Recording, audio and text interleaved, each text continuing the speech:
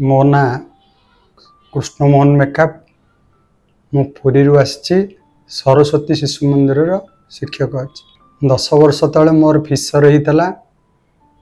झाड़े रक्त पड़ूला नशा बाहरुला झाड़ा गला बेले बहुत जंत्रणा होता 10 वर्ष तलु मु ए रोग उपशम आयुर्वेदिक होमियोपैथिक और एलोपैथिक ट्रीटमेंट करुली एथिरे किछि दिन पई रोग कमी जाए पुणी थरे बाहर मु परमानेंट चिकित्सा पई चाहूली पुष्पा क्लिनिक रो एडवर्टाइजमेंट बाहरला याकू मो स्त्री देखला परे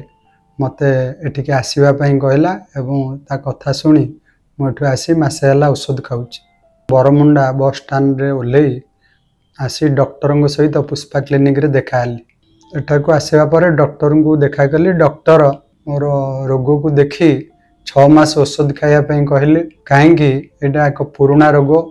10 वर्षर पुराणा रोग औषध मासे खाइबा परे मोर रोग उपशम हो लगुच एथिरे नशा पानी कमिची रक्त जो पड़ूला कमिची दरज बिंधा कमिची पोड़ा जला कमिची मुझे आसला परे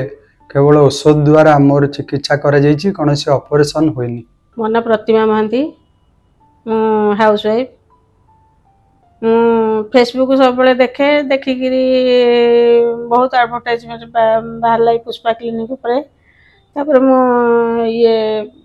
यहाँ बहुत जंत्रणा हुए मत भारी कष्ट लगे ब्लड भी पड़ला आयुर्वेदिक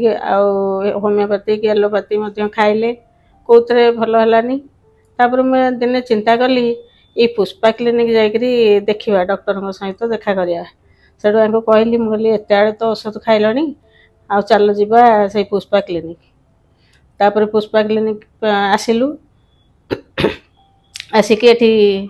डॉक्टर सागरे कंसल्ट कलु डॉक्टर देखिले देखिकी